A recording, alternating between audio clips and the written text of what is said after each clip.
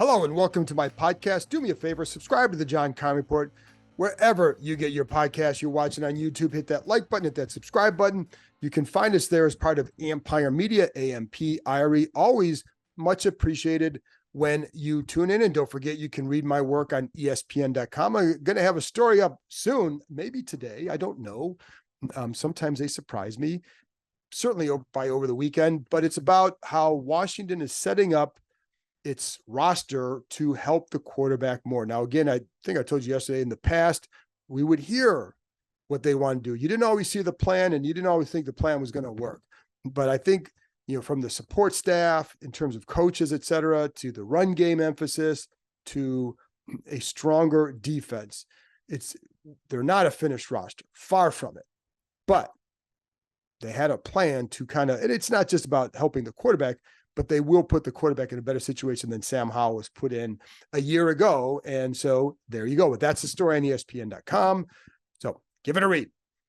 Now, yesterday was Jaden Daniels' pro day. Today, it's Drake Maye, or at least today I'm going to talk about that. And as you're probably going to listen to this or see this on Friday morning, his pro day was, of course, on Thursday. The Commanders met with him there. There was, four people. The heavy hitters were there. So Adam Peters, Dan Quinn, Cliff Kingsbury, and Lance Newmark.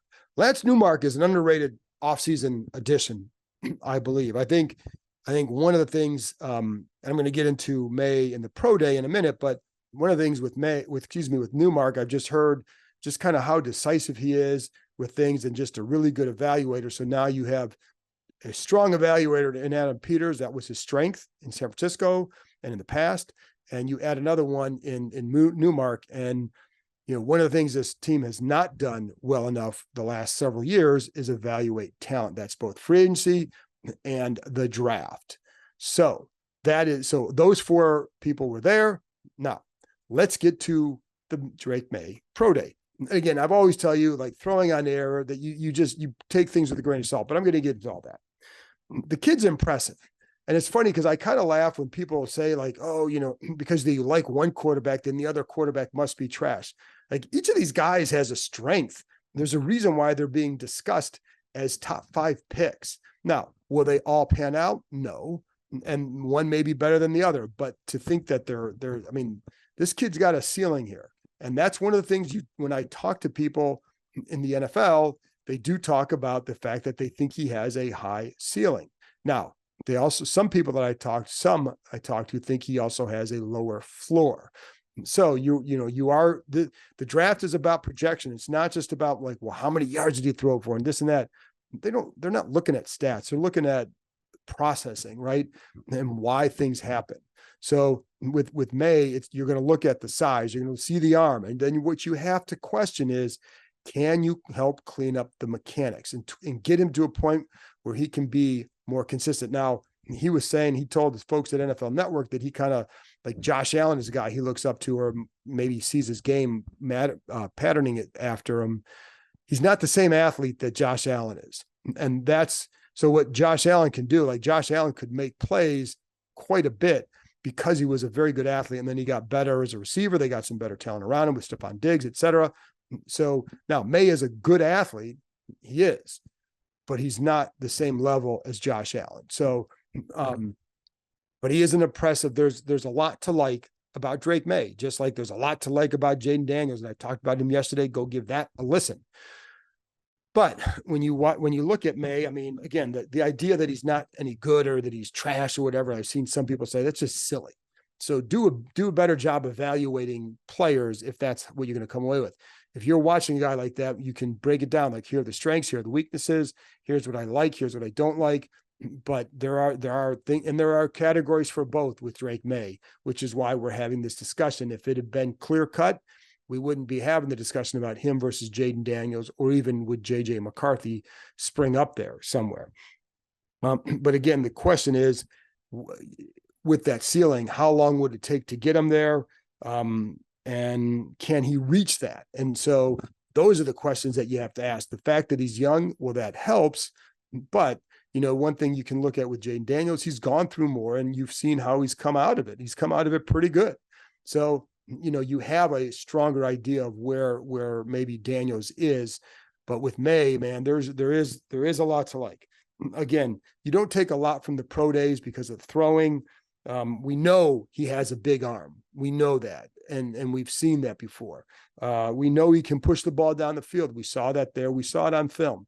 So with Maye, with all these quarterbacks, you're going to take what you watch on film more than anything, but you want to see like how does he interact with people?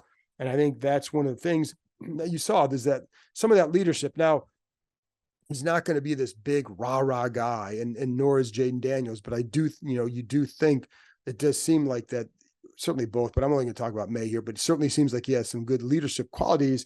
And one of the things you could pick up, and I was watching this on TV, I was not there, but I was watching on TV, just trying to see little things or listen to little things.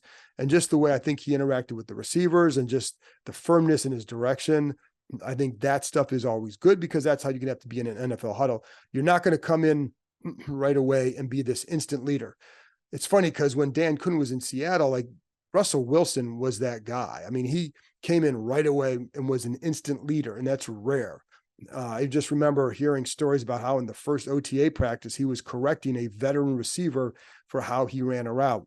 That takes some cojones, but it's why I think, Wilson was able to go in there and play right away because he took control.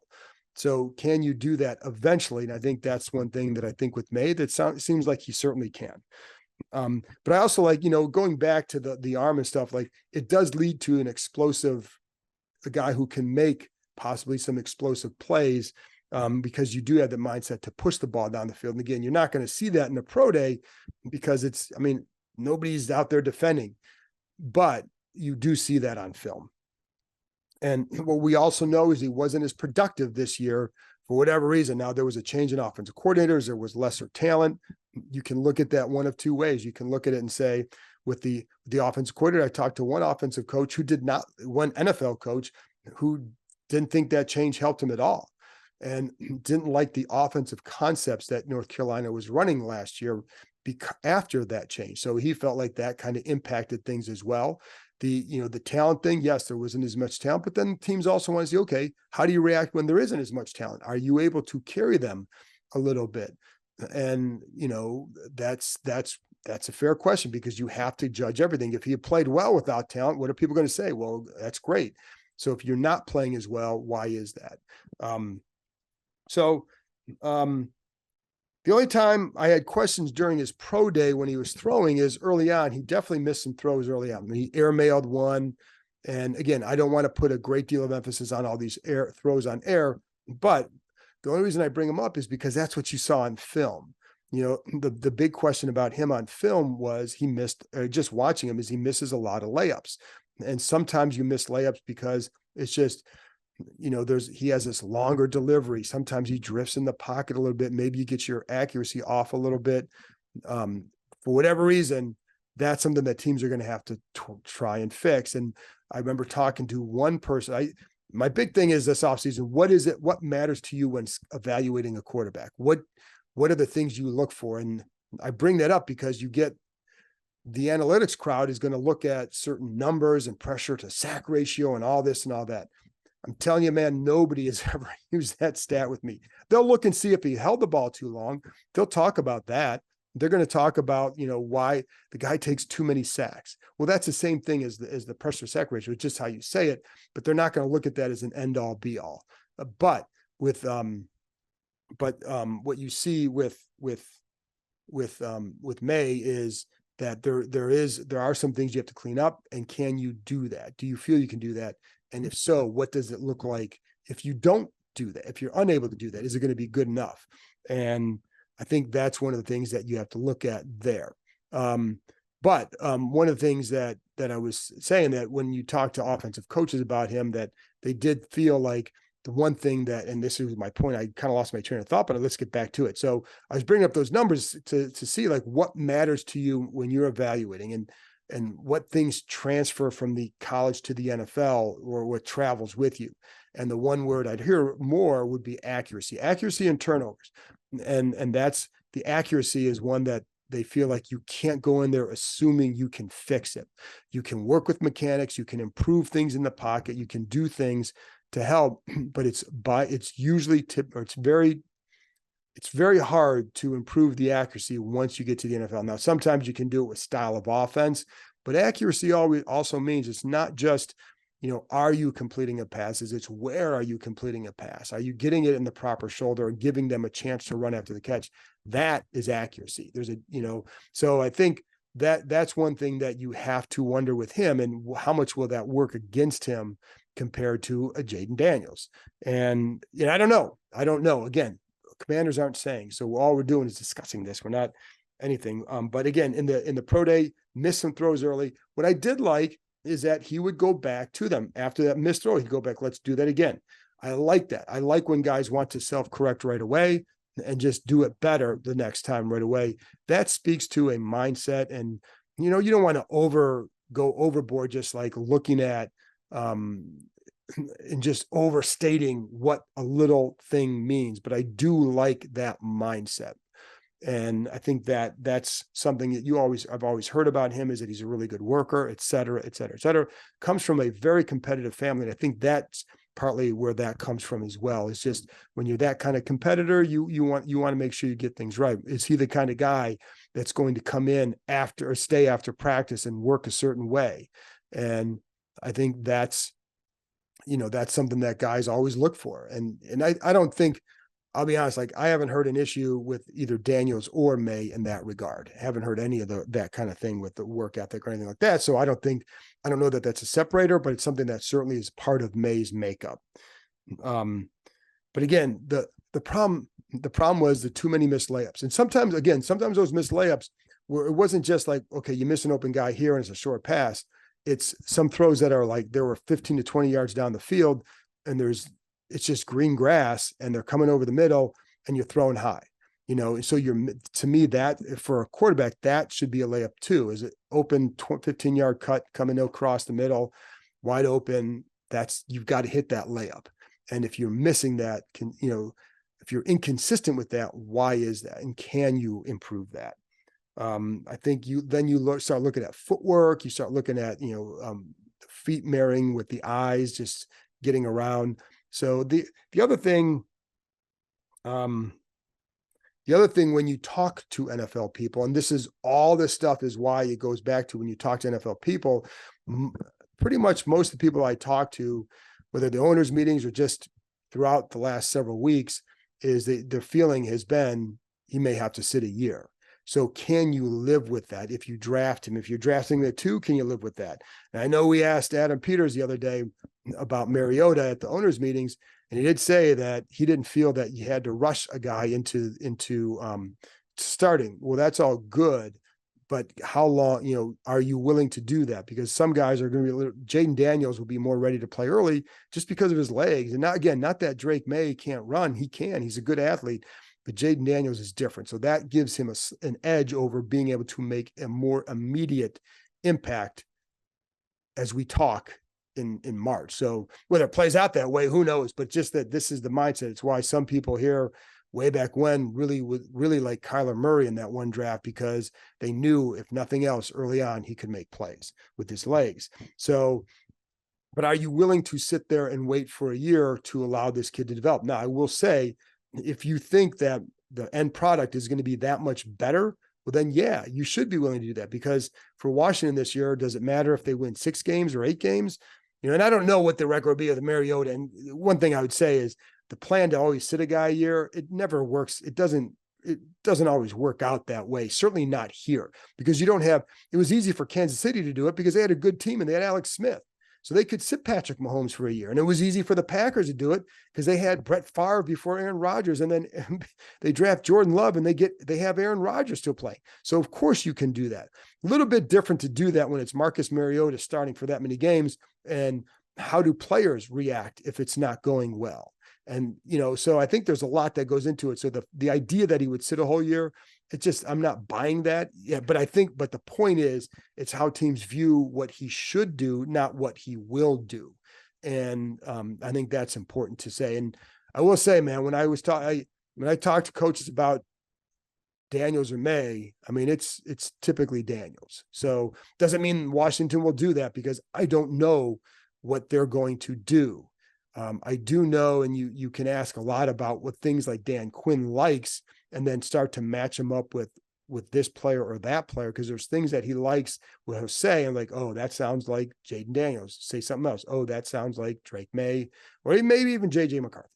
So, but I still think it'll be between one of those two. But anyway, I think that's something, to consider if you're going to play him right away, do you have the talent around him where he can have a good chance to produce? So, I think that's something you have to look at as well.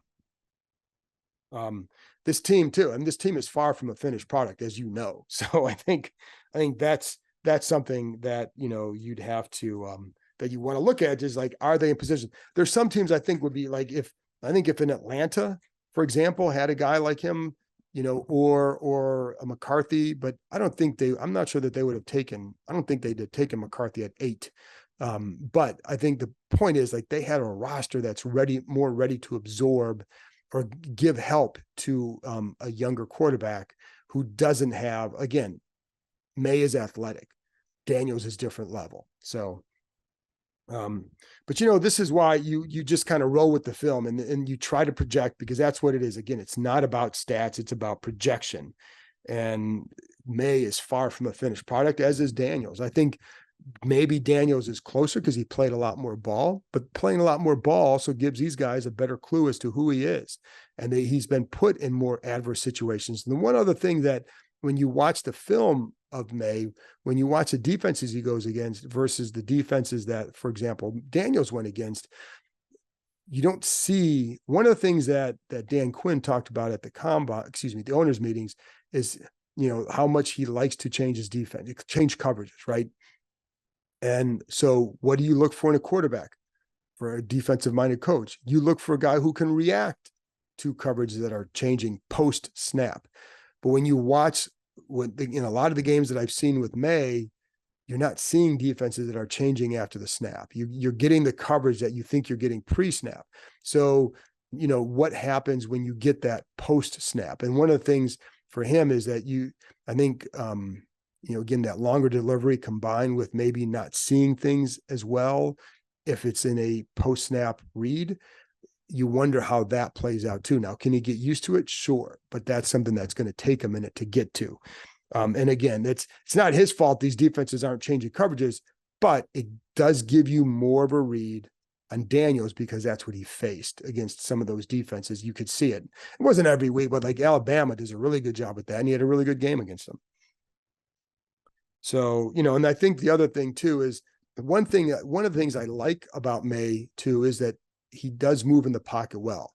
He does slide. Like, I like that he slides, he resets his shoulders, gets around, keeps the ball tight so he's not loose with the ball when he's moving in the pocket, and he can put himself in a better position to make a throw. And man, does he throw some beautiful balls down the middle of the field, which is where you kind of which is where you can make a lot of money in the NFL. And that's why there's some throws every game where it's like, ooh, okay, that's the throw that's going to open up some NFL eyes, but can you do that consistently? But you see it, like, that's why this kid has the kid has a lot of admirers, because he has that ability.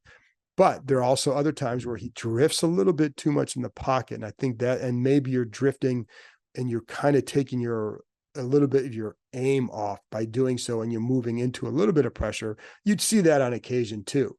But even at the pro day, you saw there was a big emphasis on him moving in the pocket too, because I do think that's a strength of his, moving and still being able to throw a nice ball. And pockets get messy. The one thing, and I compare it to, like, the one thing that you'd say with Maye is that he didn't have a great offensive line. So there was more times, you go watch a Clemson game, he was under duress a lot. So you get a good read as to how he handles a messy pocket.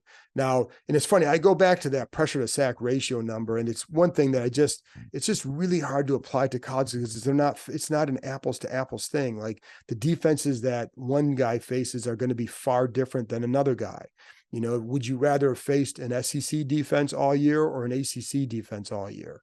So who's going to have more pressure? But would you rather have the talent that Jaden Daniels had with him, or would you rather have the talent that North Carolina had with him? So there's kind of a yin and a yang with that as well. But bottom line is, Drake Maye is an impressive prospect. And what we saw at the pro day, again, we know the big arm. We saw, you could feel some of that leadership. You saw some of the things that you saw on tape, which were some of those misses early on, but I liked the way he corrected them. So anyway, there's a little wrap up of what Drake Maye and his pro day, and just a little bit about him from the season. Again, we're going to get into a lot more of that as we get going forward. That's it from me. Thanks for tuning in. I will be back on Monday with the voice of the Commanders, Bram Weinstein, as we look at the offseason to date. What does Bram think of the roster? And is it really about the roster? Or is it about the coach? Oh, this is one other thing I want to mention too, with Maye and with Daniels, is just, I think there's a good support system with the coaching staff. And I think that if you're looking at a guy, can you develop him? They have a chance because of that. And the way the style of the run game, defense, blah, blah, blah.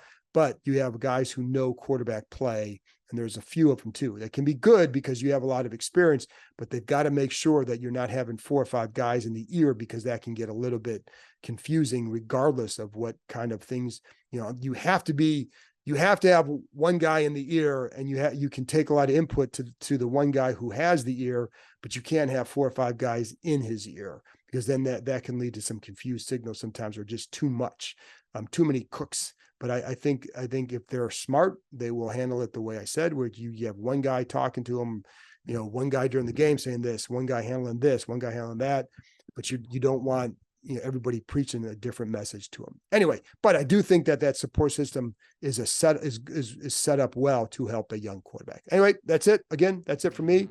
I'll be back on Monday. Have a happy Easter, folks, and I'll talk to you next time.